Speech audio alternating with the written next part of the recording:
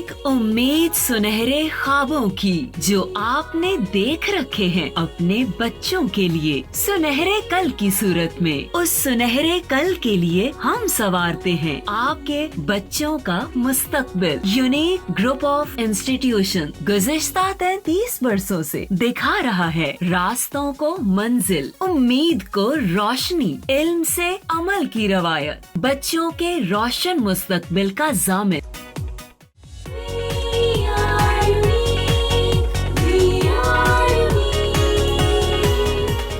अस्सलाम वालेकुम स्टूडेंट्स। बेटा आज के लेक्चर नंबर 59 में हम क्वेश्चन नंबर 32 डिस्कस कर रहे हैं। शॉर्ट में भी आ जाता है क्वेश्चन, अलहदा से लॉन्ग में भी आ जाता है। हमारा ये क्वेश्चन का सीक्वेंस चल रहा है यूनिक नोट्स का, ठीक है।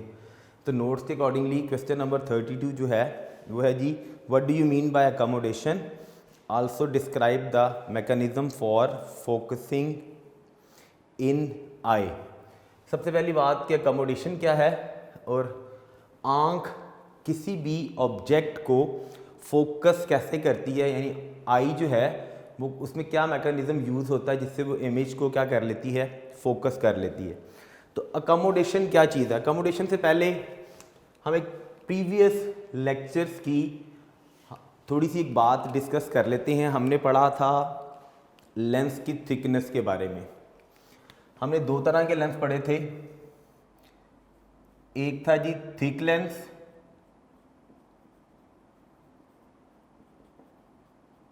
और दूसरा वाला था जी थिन लेंस। ये हम एक शॉर्ट क्वेश्चन कर चुके हुए हैं थिक लेंस के बारे में और थिन लेंस के बारे में। जो थिक लेंस होता है, ठीक है, उस थिक लेंस की फोकल लेंथ, थिक लेंस की जो थिक लेंस होता है इसकी शॉर्टर फोकल लेंथ होती है, शॉर्टर फोकल लेंथ,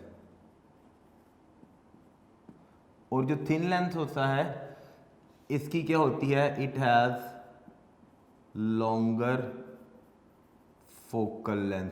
ये हम एक शॉर्ट क्वेश्चन पढ़ चुके हुए हैं पहले, इस चीज़ को डिस्कस कर चुके हैं कि थिक लेंस की शॉर्टर फोकल लेंथ होती है और थिन लेंस की लॉन्गर फोकल लेंथ होती है। फिर थिक लेंस की शेप अगर हम देखें तो इसकी शेप कुछ ऑलमोस्ट, अगर थिकनेस इसमें ज़्यादा है तो वो थोड़ा सा फैटर होगा, ऑलमोस्ट इस शेप का होगा, थोड़ा सा फैटर। जितना लेंस फैटर होगा, ठीक है, उतना ही उसका, अब आपने यहाँ पे भी एक चीज़ और देखनी है, लेंस का जो कर्वेचर होता है वो इंक्रीज्ड होगा, ज़्यादा कर्वनेस होगी। कर्वेचर का मतलब क्या है? ये मेरा हैंड सीधा है, देखिए इसमें मैंने कर्वनेस लेके आया, ये कर्वेचर बन रहा है, ये ज़्यादा कर्वेचर, ज़्यादा कर्वनेस होगी। और लेंस अगर थिन होगा तो उसका कर्वेचर कम होगा। जैसे यहाँ पे कर्वेचर इंक्रीज था तो इस केस के अंदर इस लेंस का कर्वेचर जो होता है वो डिक्रीज्ड होगा, कम होगा। ये डिफरेंस है जी थिक लेंस और थिन लेंस में, कर्वेचर का और किस चीज़ का, फोकल लेंथ का जी। अब आ जाइए बेटा, हम देखते हैं कि जी अकोमोडेशन क्या चीज़ है। शॉर्ट सी डेफिनेशन लिख रहा हूँ। अकोमोडेशन क्या चीज़ होती है? एक्चुअली इट इज़ क्या है जी, वेरिएशन ऑफ किस चीज़ की, फोकल लेंथ। किस चीज़ की फोकल लेंथ? देखिए हम पढ़ रहे हैं अकोमोडेशन क्या है और हमारी आई जो है वो डिफरेंट ऑब्जेक्ट्स की इमेज को कैसे फोकस करती है। फोकस करने के लिए हमारी आई में एक लेंस लगा हुआ है, उस लेंस की फोकल लेंथ चेंज होती है, उसमें वेरिएशन, तब्दीली आती है। तो वेरिएशन ऑफ क्या चीज़, focal length of eye lens. आंख में जो लेंस लगा हुआ है उस लेंस में फोकल लेंथ का चेंज होना।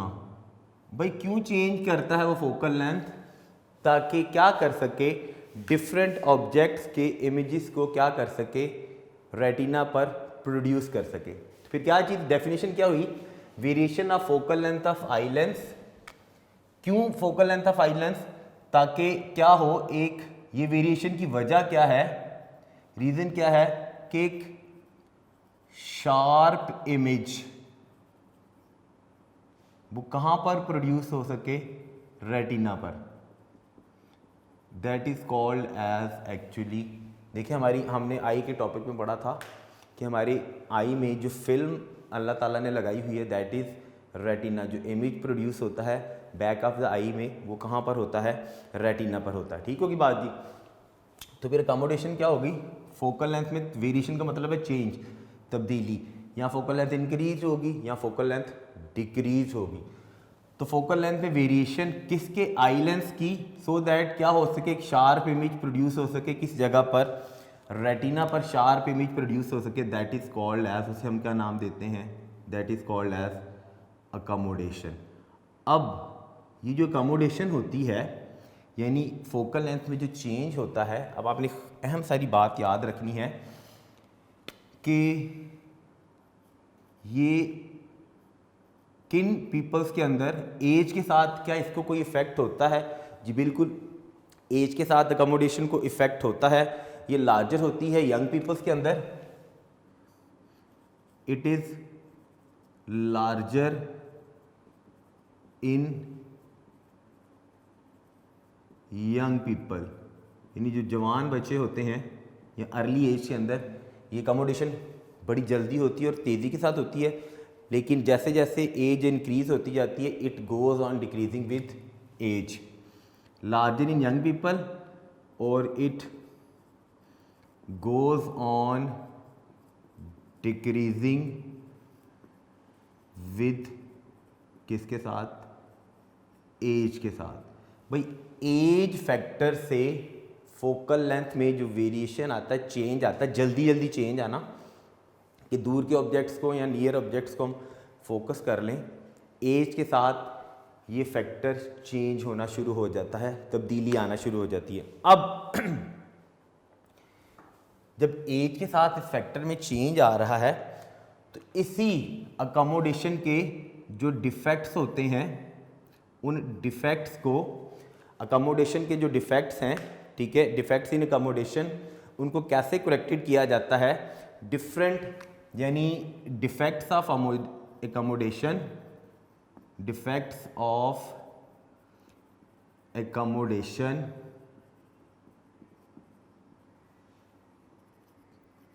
कैन बी करेक्टेड, करेक्शन हो सकती है उसमें। अब याद रखिएगा ये करेक्शन का मतलब हरगिज़ नहीं कि बिल्कुल ठीक हो गया। करेक्शन का मतलब ये है कि उसको हम मिनिमाइज कर लेंगे, कम कर लेंगे। वो डिफेक्ट्स कैसे करेक्टेड होते हैं अकोमोडेशन के, ये करेक्शन कैसे होगी कि हमने क्या करना है, डिफरेंट आंख में है ना, तो फिर जो आई ग्लासेस होते हैं इनमें क्या यूज़ करेंगे हम, डिफरेंट लेंस यूज़ करते हैं ताकि ये अकोमोडेशन के जो डिफेक्ट्स हैं वो क्या हो जाएं, मिनिमाइज हो जाए। Different types of lenses use होते हैं किसके अंदर, आई ग्लासेस के अंदर, ताकि डिफेक्ट्स ऑफ अकोमोडेशन की करेक्शन हो जाए। मैं फिर बता रहा हूँ कि करेक्शन का यहाँ पर मतलब है कि हमने उसको मिनिमाइज कर देना, थोड़ा सा कम कर देना है। तो ये था, इतना सारा शॉर्ट क्वेश्चन 2 नंबर का आ जाता था, व्हाट इज़ अकोमोडेशन, जिसमें आपने अकोमोडेशन की डेफिनेशन बतानी है, ये बताना है कि एज के साथ कैसे फैक्टर उसका इंक्रीज या डिक्रीज़ होता है, और डिफेक्ट्स ऑफ अकोमोडेशन को हम कैसे करेक्ट करते हैं। आई ग्लासेस में हम different types of lenses use करते हैं, लेंसेज लिख लीजिए, डेफिनेट बात है, सारे सेम तो नहीं होते, डिफरेंट होते हैं। This is called as accommodation. इस अकोमोडेशन का मैकेनिज्म क्या है, यानी मैकेनिज्म से मुराद ये हुई कि mechanism for focusing the image on eye, आँख में इमेज कैसे फोकस होता है। लीजिए हम मैकेनिज्म देख लेते हैं, mechanism of focusing image on आई, आंख में इमेज कैसे फोकस्ड होता है, आई में कैसे फोकस होता है ऑन की बजाय जी इन कर लें, आंख में कैसे होता है। अब आई से पहले ना हमने एक ऑप्टिकल डिवाइस पढ़ी थी, कैमरा। कैमरा क्या करता है, और हम पढ़ रहे हैं एक्चुअली ह्यूमन आई, कि ह्यूमन आई में इमेजेस कैसे फोकस्ड होते हैं। देखिए कि सबसे पहली बात, कैमरा क्या करता है। अगर आपको सिंपल कैमरा याद हो तो उसमें मैंने पढ़ाया था कि सिंपल कैमरा के अंदर सिंगल एक लेंस पर कंसिस्ट करता है। हम सिंपलेस्ट कैमरा की बात करें तो कैमरा डिफरेंट ऑब्जेक्ट्स को कैसे फोकस करता है, वो फोकस करता है जी इमेजेस को बाय मूविंग लेंस। कैमरा ने क्या करना है, ये करेगा जी फोकस इमेजेस, कैसे करता है, बाय मूविंग लेंस। यानी कैमरा में जो लेंस लगा होता है उस लेंस की मूवमेंट होती है। Focus images by moving lens away, या किस तरफ, टूवर्ड्स द फिल्म। फिल्म कौन सी, जो लाइट सेंसिटिव फिल्म लगी होती है कैमरा के अंदर जिसके ऊपर इमेज बनता है। तो कैमरा ने क्या करना है, लेंस को, for example this is film, ये लेंस था, तो लेंस को यहाँ इसकी तरफ मूव करेगा, इसकी तरफ अवे मूव करेगा फिल्म से, जिससे वो डिफरेंट ऑब्जेक्ट्स को डिफरेंट डिस्टेंसेस पर क्या कर लेता है, फोकस कर लेता है। ह्यूमन आई में क्या होता है, याद करें हमने ह्यूमन आई के टॉपिक के अंदर, यहाँ पे एक छोटी सी एक डायग्राम बना रहा हूँ सिर्फ आपको समझाने के लिए। हमने ह्यूमन आई में पढ़ा था कि ह्यूमन आई में जो लेंस होता है वो लेंस किस चीज़ के साथ हमारी आँख में अटैच होता है, ये अटैचमेंट ऑफ लेंस है जो आई के अंदर है। यहाँ पर एक मसल्स होते हैं जिन्हें हम क्या नाम देते हैं, they are called as ciliary muscles. भाई इन्हीं सिलरी मसल्स का काम है कि सिलरी मसल्स ने क्या करना है इन मसल्स ने, यानी आंख में जो लेंस लगा हुआ है अपर साइड पर लोअर साइड पर लेंस के अटैच होते हैं, ठीक है। देखिएगा जब ये मसल्स ऐसे कॉन्ट्रैक्ट होंगे तो इसका ये जो कर्वेचर होता है ये डिक्रीज हो जाएगा। जब ये मसल्स एक्सपेंड करेंगे, इधर से भी एक्सपेंड करेंगे तो इसका साइज डिक्रीज हो, कर्वेचर इंक्रीज हो जाएगा। तो इसका मतलब क्या हुआ कि डिफरेंट ऑब्जेक्ट्स को फोकस करने के लिए सिलरी मसल्स काम करते हैं। ये आई में क्या होता है, सिलरी मसल्स होते हैं, वो क्या करते हैं, वो कंट्रोल करते हैं किस चीज को, कर्वेचर ऑफ लेंस को, आंख के लेंस के कर्वेचर को। फिर से मैं बता रहा हूं, ध्यान से सुनिएगा। अगर ये दो काम करेंगे, या ये सिलरी मसल्स कॉन्ट्रैक्ट कर जाएंगे, सिकुड़ जाएंगे, तो कर्वेचर डिक्रीज हो जाता है। जब ये सिलरी मसल्स एक्सपेंड करेंगे, दो काम इन्होंने करना है, जब ये एक्सपेंड करेंगे तो कर्वेचर इंक्रीज हो जाता है। यानी कॉन्ट्रैक्ट करने से क्या होगा, इसके कॉन्ट्रैक्ट करने से ये कर्वेचर डिक्रीज हो गया, चलो यहाँ पे लिखा हुआ था।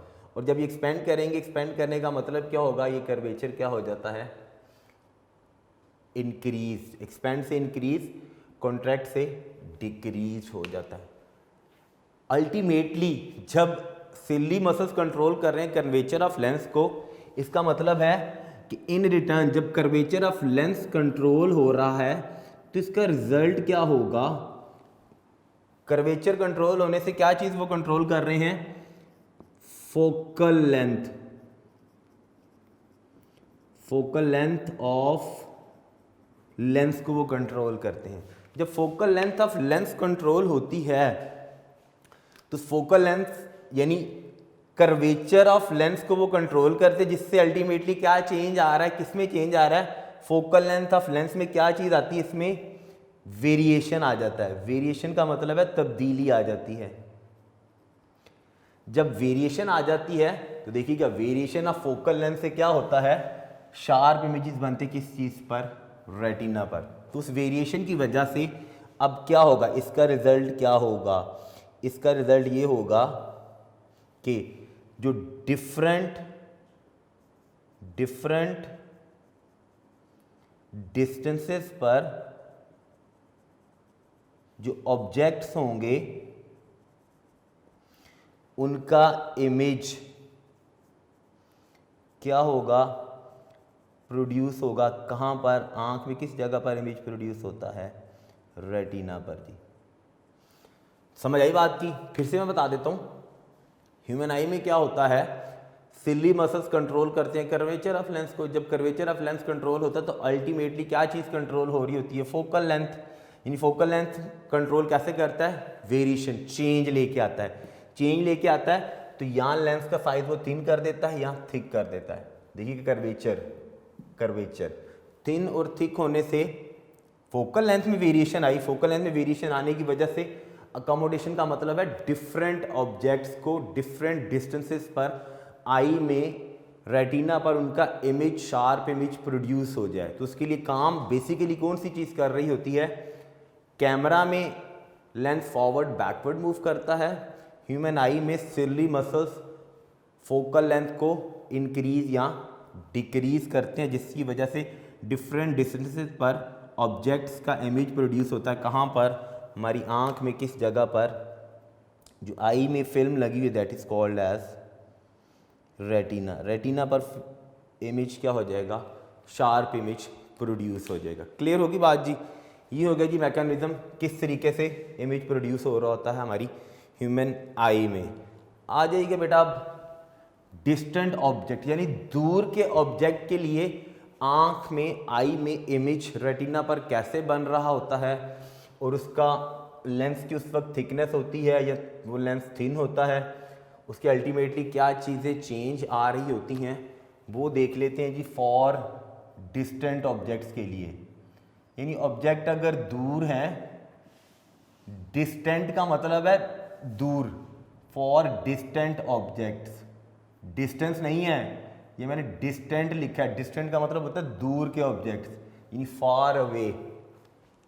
जब दूर के ऑब्जेक्ट्स होंगे तो उनके लिए क्या चीज़ होगी, इमेज कैसे बनेगा। साथ में ना हमने यहाँ पर एक डायग्राम बनानी है, डिस्टेंट ऑब्जेक्ट्स के लिए भी और नियर ऑब्जेक्ट्स के लिए भी आई में चेंज कैसे आता है वो आपने ध्यान से देखनी है। कि जब ऑब्जेक्ट दूर होगा तो लेंस में क्या चेंज आ रहा होगा, क्योंकि हमने सिर्फ, हमारा काम सिर्फ किस चीज़ के साथ है, उस लेंस के साथ है कि लेंस में क्या चेंजिंग आनी है, और शार्प, यहाँ पर रेटिना जहाँ पर शार्प इमेज प्रोड्यूस होना है जी। लेकिन ये मैंने आई लेंस बनाया, इसके बारे में डिटेल अभी लिखते हैं कि क्या चीज़ हो रही होगी इस वक्त। ये लेंस था जी, ये हमने सिर्फ आई का सिर्फ वो जो बॉल है वो बनाया है। यहाँ पर है जी सिलरी मसल्स, जिनके साथ ये अटैच होता है लेंस, ऊपर भी होता है और यहाँ पर भी सिलरी मसल्स होते हैं। ठीक होगी बात जी। This is lens. दूर का कोई ऑब्जेक्ट होगा, डिस्टेंट ऑब्जेक्ट का हमने चेक करना है कि उसमें लेंस में जब लाइट ने पास करना है तो उसकी डेविएशन का मतलब है उसमें चेंज कितना आना है जी। एक हमने वो चीज़ देखनी है।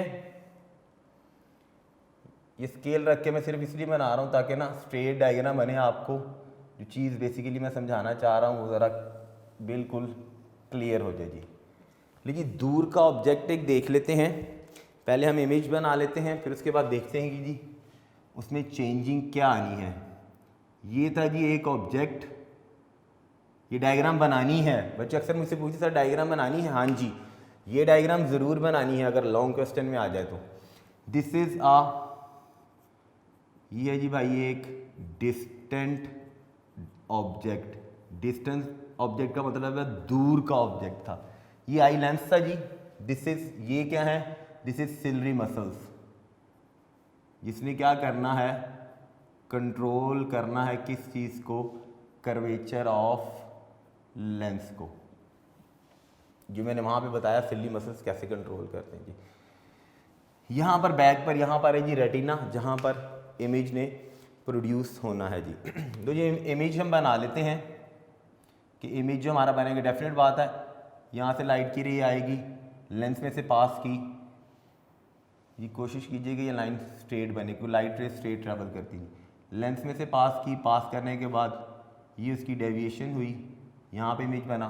एक और रे बना लें, लेंस में से पास करवाएं, यहाँ पर डेविएशन हुई, यहाँ पर जी ये मैं इमेज बना रहा हूँ, दिस इज़ द इमेज। ये इमेज कहाँ पर बन रहा है? इमेज ने आँख में बनना है तो रेटिना पर बनना है जी। अब हुआ क्या, देखिएगा, जब हम दूर के ऑब्जेक्ट्स को देखते हैं ना, अल्लाह ताला ने हमारी आँख में निज़ाम ही ऐसा बनाया है कि हम दूर का ऑब्जेक्ट देख ले तो वो भी आई में फोकस हो जाता है। ये मेरा नियर ऑब्जेक्ट था तो ये भी आई में फोकस हो जाता है। तो इतनी जल्दी क्या चीज़ चेंज होती है जो दूर के ऑब्जेक्ट को भी फ़ौरन फोकस कर। देखिए मैं इसको देख रहा हूँ, करीब था, मैं यहाँ से दूर देखूंगा तो फ़ौरन फोकस हो जाता है, फ़ौरन फोकस हो जाता है, फ़ौरन शार्प इमेज बन जाता है हमारी आई के अंदर। क्या चीज़ चेंज हो रही होती है उस वक्त? पहली बात, जब हम दूर के ऑब्जेक्ट्स को देखते हैं तो डिस्टेंट ऑब्जेक्ट्स को देखने के लिए जो लाइट की डेविएशन का मतलब क्या है? देखिएगा, ये लाइट सीधी जा रही है, ठीक है, ये इसकी इतनी सारी डेविएशन हुई, ये लाइट स्ट्रेट जा रही थी, ये इतनी सारी डेविएशन हुई। डेविएशन का मतलब है पाथ को चेंज कर लेना। तो जब हम दूर के ऑब्जेक्ट्स को देखते हैं ना तो हमारी आई लेंस में से लाइट की डेविएशन क्या होती है? लेस होती है। ये हम कंपैरिजन करेंगे डिस्टेंट ऑब्जेक्ट्स का और नियर ऑब्जेक्ट्स का। अब अगर एक याद कर लेंगे ना डिस्टेंट ऑब्जेक्ट्स का, तो नियर ऑब्जेक्ट्स का उसका एग्जैक्टली ऑपोजिट है, फौरन याद हो जाएगा। तो डिस्टेंस ऑब्जेक्ट के लिए पहली बात क्या चीज? डेविएशन। किस चीज की? लाइट की। तो जब दूर का ऑब्जेक्ट देखना है तो deviation of light is less from कहां से? आई लेंस से। ये आई का लेंस था, ये लाइट की रे आ रही थी, कम डेविएट होंगे, कम रास्ता उन्होंने बदला। ठीक होगी बात जी, पहली बात। दूसरी बात दूसरी बात में क्या, जब हम दूर के ऑब्जेक्ट्स को देख रहे होते हैं तो दूर के ऑब्जेक्ट्स को देखने के लिए जो हमारे सिलरी मसल्स होते हैं, क्या वो सिलरी मसल्स उस वक्त कॉन्ट्रैक्ट होंगे या एक्सपेंड हो रही होंगे? देखिएगा, याद रखिए, जब सिलरी मसल्स कॉन्ट्रैक्ट होता है ना, कॉन्ट्रैक्ट पोजीशन के अंदर सुकड़ गया होता है, उस वक्त ये क्या होते हैं? ये रिलैक्स्ड होते हैं। यानी सिलरी मसल्स उस वक्त रिलैक्स्ड होगा। रिलैक्स का मतलब है कॉन्ट्रैक्ट हो गए जब दूर की चीज को हम देख रहे हैं। तो सेकंड बात में क्या है कि जो सिलरी मसल्स होते हैं आई में, यानी सिलरी मसल्स दूर के ऑब्जेक्ट को देखने के लिए किस कंडीशन के अंदर होते हैं? रिलैक्स्ड होते हैं। रिलैक्स्ड होने का मतलब क्या है कि सिलरी मसल्स उस वक्त कॉन्ट्रैक्ट हुए होते हैं, सुकड़ गए होते हैं। देखिएगा, अब जब कॉन्ट्रैक्ट होगा तो लेंस का कर्वेचर इसने क्या कर देना है? डिक्रीज। जब कर्वेचर डिक्रीज हो जाता है, जब हम दूर के ऑब्जेक्ट देख रहे होते हैं ना, उस वक्त जो आई लेंस होता है, ये आई लेंस बेटा ये किस कंडीशन के अंदर होता है? This is a relaxed lens होता है, क्योंकि मसल भी रिलैक्स्ड हुए होते हैं, तो लेंस भी उस वक्त किस कंडीशन के अंदर होता है? रिलैक्स कंडीशन के अंदर होता है। अब जब उसने लेंस को बारीक कर दिया तो इसका मतलब है क्या कर देता है? वो कर्वेचर को डिक्रीज कर देता है। यानी सिलरी मसल्स ने क्या किया? रिलैक्स कंडीशन के अंदर उसने क्या करना है? कर्वेचर ऑफ लेंस क्या हो जाता है? डिक्रीज। अब जब कर्वेचर ऑफ लेंस डिक्रीज हो जाता है, इधर देखिएगा, यहां मैंने बताया था कर्वेचर डिक्रीज होने का मतलब क्या हुआ कि फोकल लेंथ क्या हो जाती है? लॉन्गर का मतलब है लार्जर फोकल लेंथ हो जाती है। इस वक्त क्या हो रहा होता है? फोकल लेंथ क्या हो जाती है? कर्वेचर ऑफ लेंस डिक्रीज हो जाता है। दूसरी चीज क्या होती है? फोकल लेंथ क्या हो जाती है? फोकल लेंथ क्या हो जाएगी? इंक्रीज। इंक्रीज का मतलब है बढ़ जाएगी। कर्वेचर ऑफ लेंस डिक्रीज हो जाता है, फोकल लेंथ ऑफ लेंस क्या हो जाती है, increase. Focal length of lens increase हो जाती है तो बस रेज आ रही थी वो फोकस हो जाएंगी कहाँ पर, रेटिना पर। तो फिर क्या होगा, rays focus on retina, result इसका क्या होना है, रेज क्या हो जाएंगी जी, फोकस्ड हो जाएंगी कहाँ पर, ऑन रेटिना पर।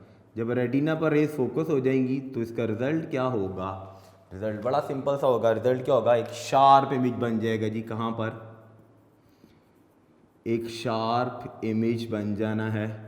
इमेज ने कहाँ बनना है, रेटिना पर। तो ये 4 काम हुए। फिर से सुन लीजिएगा, लाइट की डेविएशन लेस, मैंने कहा था डिस्टेंट के लिए आप याद कर लेंगे, नियर ऑब्जेक्ट के लिए एग्जैक्टली ऑपोजिट है, फौरन याद हो जाएगा। दूर की चीज़ हम देख रहे हैं तो फौरन किस चीज़ में चेंजिंग आती है, जो लाइट आई में एंटर होनी है उसकी डेविएशन कम होनी है। सिली मसल्स रिलैक्स्ड हो जाएंगे, जब रिलैक्स्ड होंगे तो इसका मतलब है सिली मसल्स क्या हो चुके हैं, कॉन्ट्रैक्ट पोजीशन के अंदर होते हैं, सिकुड़ गए होते हैं। सिकुड़ने से क्या होता है, लेंस का कर्वेचर डिक्रीज हो जाता है। जब कर्वेचर डिक्रीज होता है तो ultimately focal length increase, focal length में चेंज आया ना तो अकोमोडेशन हो रही है, वेरिएशन, ताकि डिफरेंट ऑब्जेक्ट्स को क्या कर सके, शार्प इमेज कहाँ पर प्रोड्यूस हो सके, रेटिना पर प्रोड्यूस हो जाए। क्लियर होगी बात जी। ये था जी डिस्टेंट ऑब्जेक्ट्स के लिए। ऐसे ही एग्जैक्ट ऑपोजिट नियर ऑब्जेक्ट्स के लिए क्या काम होना है, ध्यान से अब आपने देख लेना है। बिल्कुल मैं इसका ऑपोजिट लिखूंगा जी, जो नियर ऑब्जेक्ट्स के लिए वर्किंग होनी है। ले जी हम नियर ऑब्जेक्ट्स के यहां पर लिख लेते जी, एक ही जगह पर होना ताकि आपको सारा कुछ क्लियर हो जाए जी। फॉर नियर ऑब्जेक्ट्स, भाई ऑब्जेक्ट्स जब करीब होंगे, यानी जब हम करीब की चीज़ें देख रहे होंगे तो किस चीज़ में चेंजिंग आनी है। पहले हम डायग्राम बना लेते हैं जी, फिर बता रहा हूँ डायग्राम बनाना ज़रूरी है। ध्यान से आपने देखनी, सेम मैं यही डायग्राम बनाऊंगा, सिर्फ मैंने चेंज क्या करना है, एक ऑब्जेक्ट दूर था उस ऑब्जेक्ट को मैं नियर कर दूंगा। तो चेंजिंग किस किस चीज़ में आनी है वो चेंजिंग हम देख लेंगे जी।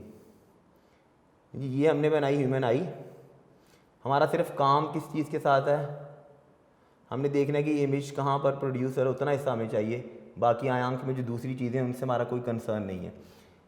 पहले मैंने लेंस की ये शेप बनाई, उस वक्त मैंने लिखा था रिलैक्स्ड लेंस, यहाँ पे मैंने लिखा था कॉन्ट्रैक्ट है तो रिलैक्स्ड है।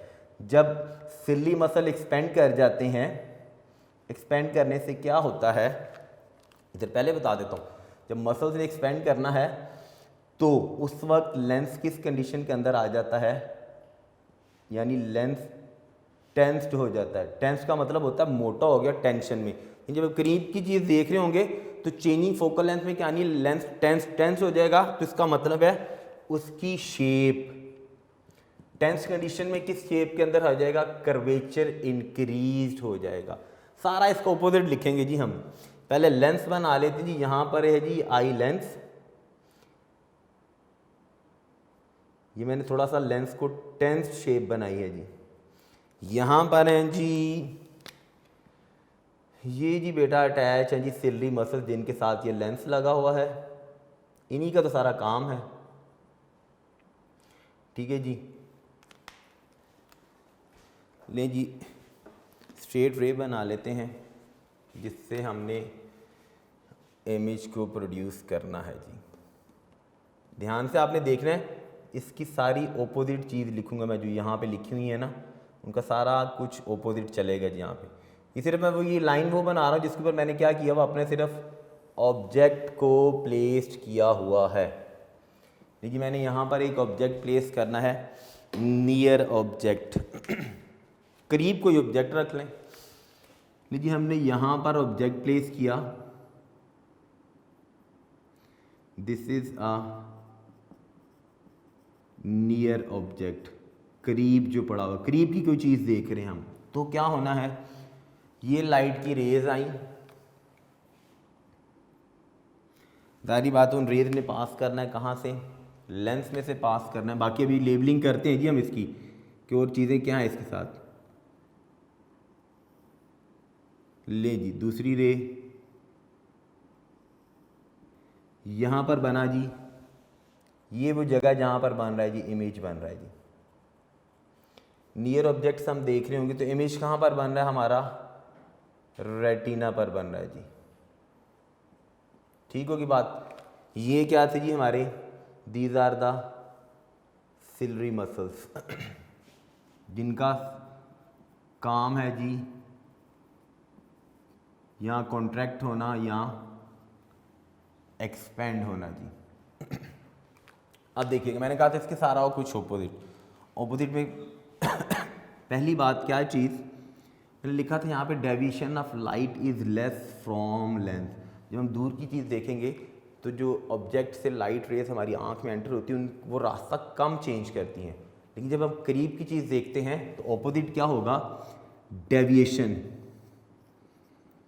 Deviation of light. कहाँ से, फ्रॉम लेंस से क्या होगी, इज मोर, ज़्यादा होगी जी। लाइट रेज ज़्यादा बेंड होंगी जब हम करीब की चीज़ देख रहे होते हैं। जब हम करीब की चीज़ देख रहे होते हैं तो उस वक्त सिलरी मसल्स क्या करते हैं, देखिएगा यहाँ पे सिलरी मसल्स रिलैक्स थे, यानी सिलरी मसल्स कॉन्ट्रैक्ट हो गए। इस केस के अंदर क्या होगा कि सिलरी मसल्स क्या कर जाते हैं, एक्सपेंड कर जाते हैं जी। देखिएगा जब एक्सपेंड करेगा ना, ये देखिएगा ये चीज़ थी, यानी इसमें चेंज आ सकता है, ये इंक्रीज या डिक्रीज हो सकती है। जब मैं यहाँ से भी इधर से भी मसल दोनों तरफ से, जब ये मसल मेरा था, ठीक है, इतना सारा मसल था, जब एक्सपेंड करेगा, एक्सपेंड करके क्या कर देगा, इसके साइज को, इसको दोनों तरफ से प्रेस कर देगा, दोनों तरफ से प्रेस कर देगा तो ये लेंस जो है इस वक्त थोड़ा सा फैटर हो जाएगा। फैटर होने से लेंस किस कंडीशन में आ जाता है, दिस इज आ, इसमें रिलैक्स था, अब क्या हो जाता है, that is a tensed, tension में आ जाता है जी, टेंस्ड लेंस बन जाता है जी। यहां पर सिलरी मसल्स रिलैक्स से कॉन्ट्रैक्ट हो गई, यहां पर सिलरी मसल्स क्या करेंगे, ऑपोजिट क्या होना है जी, सिलरी मसल्स क्या कर जाते हैं, यहां पर रिलैक्स है, कॉन्ट्रैक्ट है, तो यहां पर सिलरी मसल्स क्या कर जाते हैं, एक्सपेंड कर जाते हैं जी। एक्सपेंड करने का मतलब क्या कि सिलरी मसल्स टेंस्ड हो जाते हैं, टेंशन में आ जाते हैं खुद। ठीक होगी बात जी। यहाँ पर मैंने लिखा था कर्वेचर ऑफ लेंस क्या हो जाता है, डिक्रीज। तो देखिएगा जब लेंस फैटर हो गया, एक्सपेंड हुए, सिलरी मसल्स एक्सपेंड हुए, लेंस टेंस्ड आ गया तो लेंस फैटर हो गया। फैटर होने से क्या हुआ, कर्वेचर इंक्रीज हो जाता है। तो इस केस के अंदर बेटा क्या होगा, कर्वेचर ऑफ लेंस यहाँ डिक्रीज हुआ था, यहाँ पर क्या होगा, curvature of lens, curvature of lens क्या हो जाता है, यहाँ पर डिक्रीज हुआ तो यहाँ पर क्या हो जाएगा, इंक्रीज्ड। जब कर्वेचर ऑफ लेंस इंक्रीज्ड हुआ तो शॉर्टर फोकल लेंथ का मतलब है फोकल लेंथ डिक्रीज हो जाती है। रिजल्ट अल्टीमेटली क्या चीज होगी, सिलरी मसल्स कंट्रोल कर रहे थे कर्वेचर को, कर्वेचर से क्या चीज चेंज आना है, किसमें वेरिएशन आना है, फोकल लेंथ में।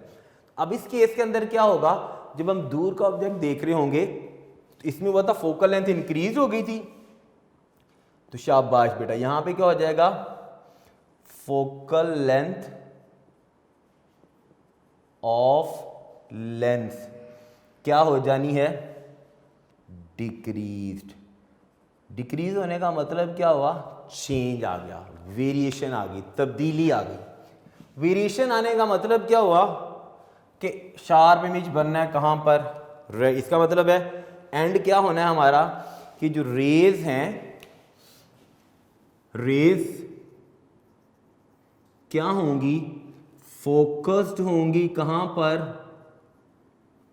ऑन रेटिना पर। तो रेस का रेटिना पर फोकस होने का मतलब क्या है कि जैसे यहाँ पर शार्प इमेज बना था तो डेफिनेट बात है जब हम करीब की चीज़ को देखेंगे तो उसका भी क्या बनेगा, एक एंड क्या होगा, एक शार्प इमेज बन जाएगा कहाँ पर, ऑन रेटिना पर इमेज प्रोड्यूस हो जाएगा। क्लियर हो गया बच्चों टॉपिक? ये था बच्चों डिस्टेंट ऑब्जेक्ट्स के लिए और नियर ऑब्जेक्ट्स के लिए लेंस रिलैक्स्ड होता है, लेंस टेंस्ड है। ठीक है जी। सेली मसल्स यहाँ पर कॉन्ट्रैक्ट कर जाते हैं, सेली मसल्स यहाँ पर एक्सपेंड कर जाते हैं। कर्वेचर यहाँ पर डिक्रीज हो जाता है, यहाँ पर कर्वेचर इंक्रीज हो जाता है। वहाँ पर फोकल लेंथ इंक्रीज हो जाती है, यहाँ पर फोकल लेंथ डिक्रीज हो जाती है। अल्टीमेटली एंड में दोनों केसेस के अंदर शार्प इमेज कहाँ पर प्रोड्यूस होता है? ऑन रेटिना पर प्रोड्यूस होता है। यहाँ पर लेक्चर ख़त्म हो गया। एक हम जब MCQs का सेशन कर रहे थे तो MCQs नंबर 61 मैंने कहा था जब हम वो टॉपिक पढ़ेंगे नोट्स का, MCQs नंबर 61, वो MCQs नंबर 61 अब देख लेते हैं क्योंकि हमने अब उससे रेलेवेंट टॉपिक पढ़ लिया है। MCQs नंबर 61 में उसने लिखा हुआ है जी, स्टेटमेंट में लिखा हुआ है the change in focal length of eye lens is called as, eye lens की फोकल लेंथ में वेरिएशन का मतलब क्या होता है? तब्दीली, change. Variation of focal length of eye lens is called as, उसे क्या नाम देते हैं जो वेरिएशन आती है? That is called as accommodation. तो वहां पर 4 ऑप्शंस दी हुई हैं, मॉडिफिकेशन, इंडक्शन, अकोमोडेशन या डिस्टिंक्ट विजन। तो फिर राइट वाली करेक्ट ऑप्शन में क्या आना है? अकोमोडेशन आना। क्लियर हो गया जी? ये हो गया जी हमारा MCQs नंबर 61। यहाँ पर बच्चों आज का हमारा लेक्चर नंबर 59 जिसमें हमने यूनिक नोट्स का क्वेश्चन नंबर 32 किया है।